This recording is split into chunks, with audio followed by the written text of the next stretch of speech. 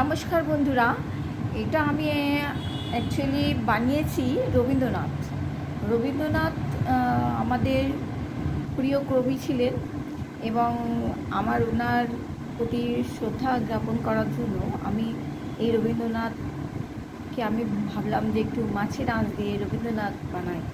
তো সেই জন্য আমি এটা মাছের আঁশ দিয়েই বানিয়েছি।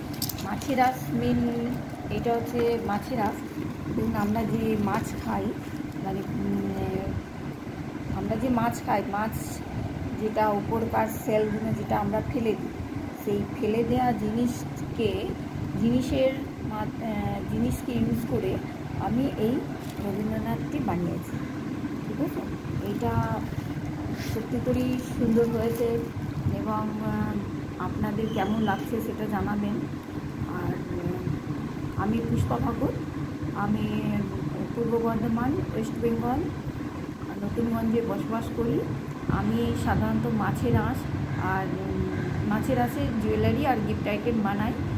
আপনার এই ধরনের প্রোডাক্টের যদি কোনো কোয়ারি থাকে তাহলে আপনি www.fishshelldesign.com ওখানে যেতে পারেন। এছাড়া আমার www.indianhandmade.com-এও যেতে পারেন। ওখানে আমার প্রতিটি প্রোডাক্ট একটার পর একটা লিস্টিং করার আছে।